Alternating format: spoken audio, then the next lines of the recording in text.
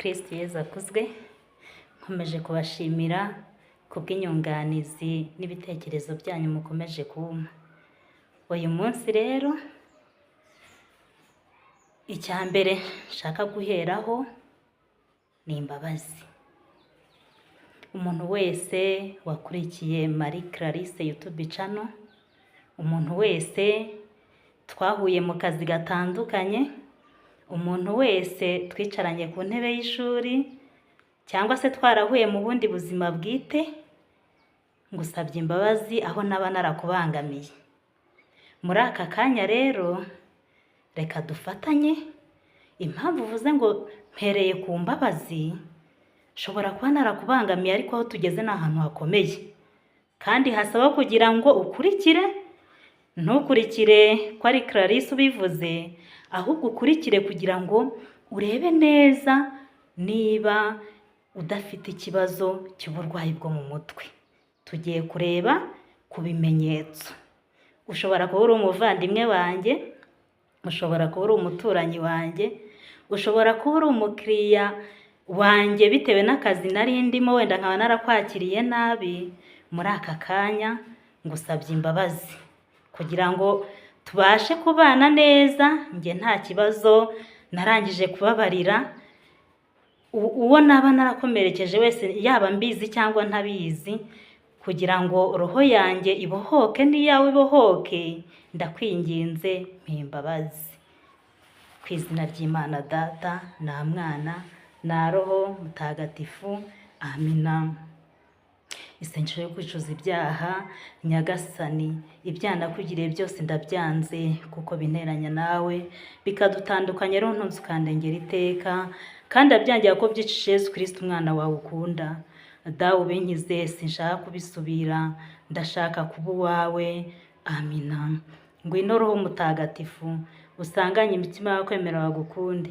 Wohereze Roho wawe, byose bibe bishya, n'isi izabone guhinduka. Dusabe. Mana myeshaka kwemera Roho Mutagatifu, turagusaba kubwirizwa nawe, gukunda ibitunganye no kunogerwa nawe iteka, kubwa Yezu Kristo umwami wacu. Amina. Ku izina ry'Imana Data na Mwana na Roho Mutagatifu. Amina. Kristo Yezu akuzwe. Muri aka kanya rero tugiye kurebera hamwe ibimenyetso simusiga by'umuntu utangiye kugira uburwayi bwo mu mutwe.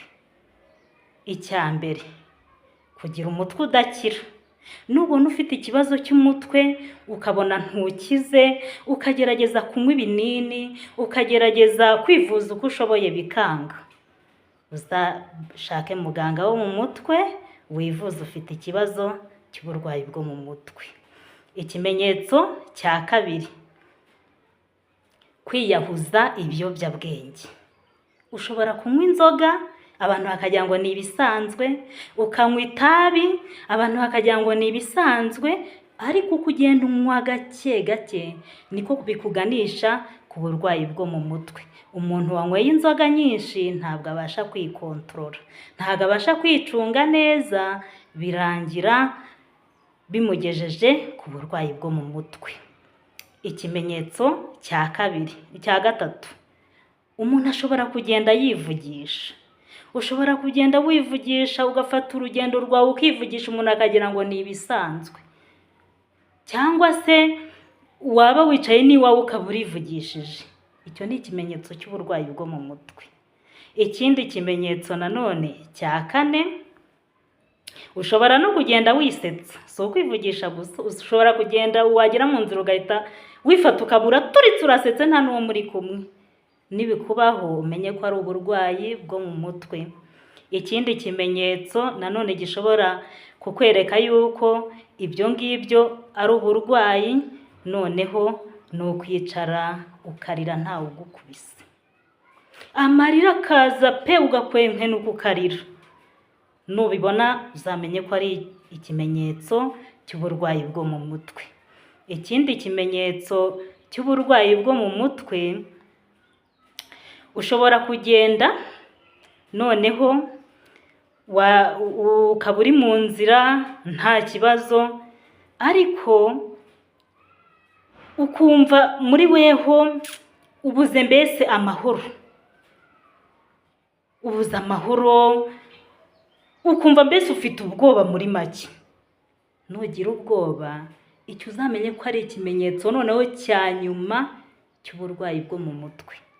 Nugira ubwoba uzamenye ko warangije kurwara mu mutwe.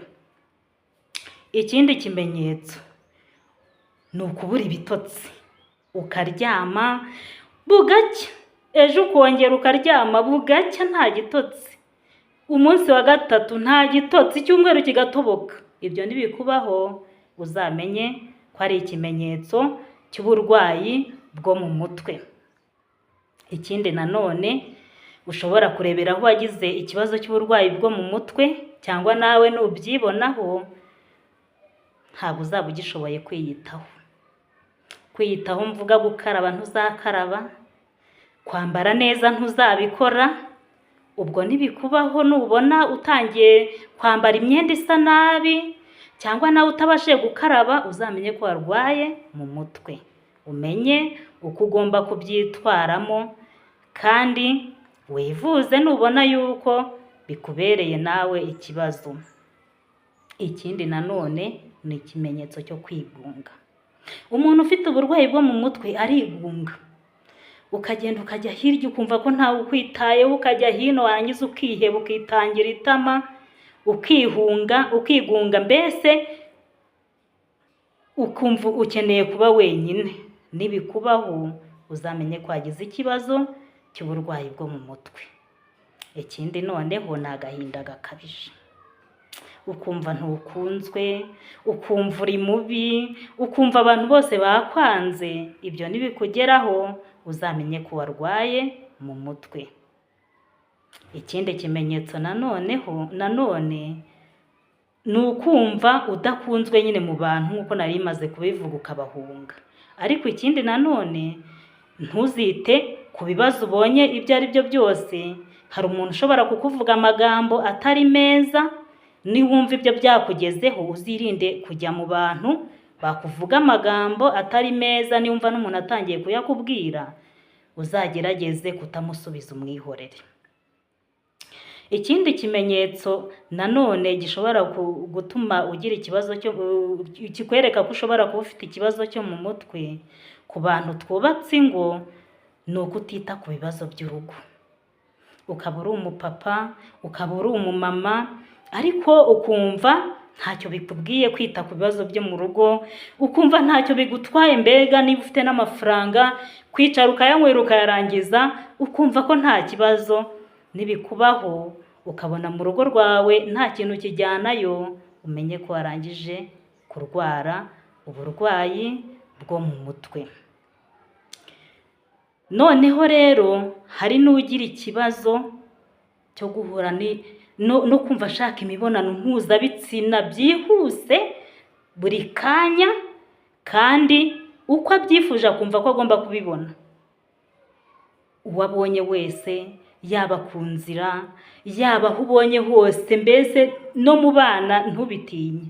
Ibyo niwumva bikuriho, ukumva ufite ibyo bintu byo kumva ushaka imibonano mpuzabitsina irenze ukwemera, uzamenye ko icyo nacyo ari ikimenyetso cy'uburwayi bwo mu mutwe. Ikindi kimenyetso ni ukunanirwa kurya, ukumva ibiryo ntubishaka pe, muri wewe ukumva nta kintu ushaka, ukaba wagenda ariko ukumva ntacyo ushaka. Nibikubaho igihe kinini, uzamenye ko ari uburwayi bwo mu mutwe.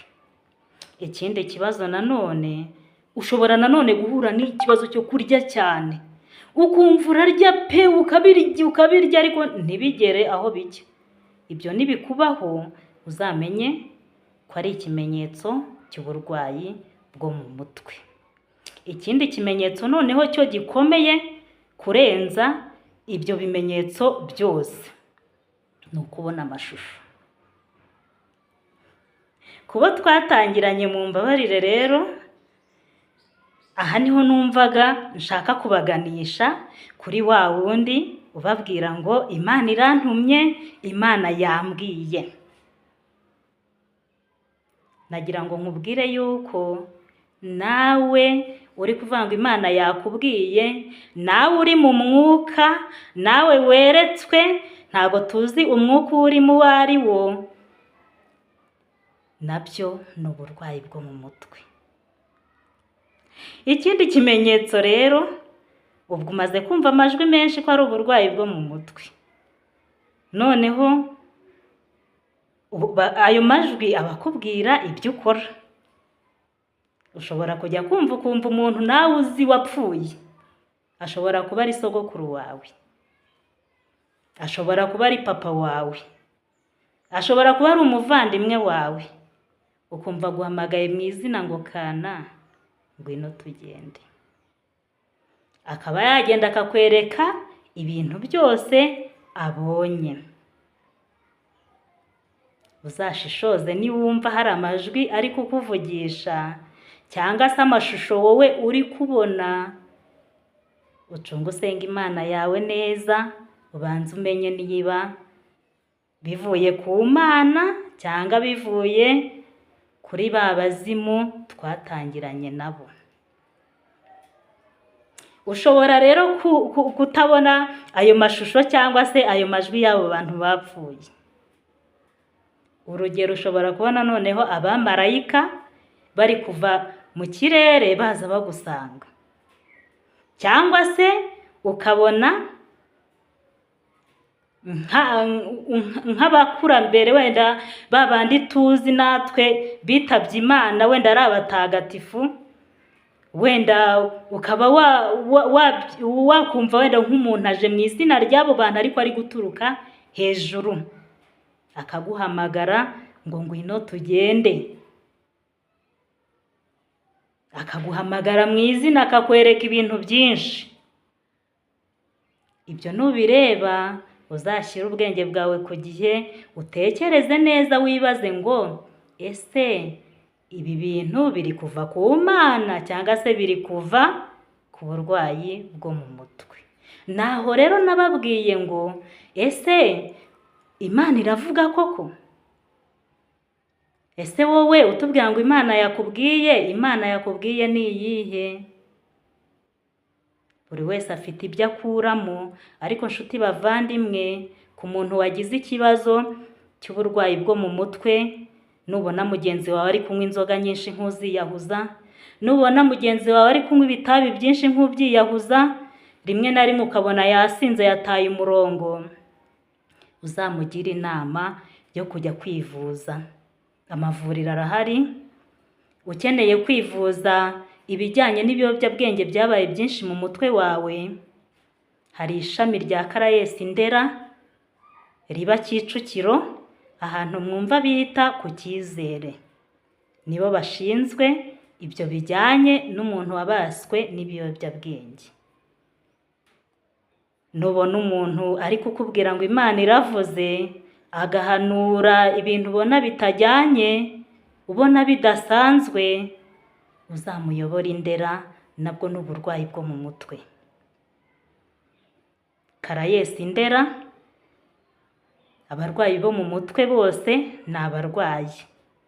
Ari uwavuze ngo Imana yavuze yitwa umurwayi, ari uwarwaye ibiyobyabwenge byinshi nabwo ni uburwayi, ari uwabonye ya majwi na ya mashusho menshi nabyo ni uburwayi.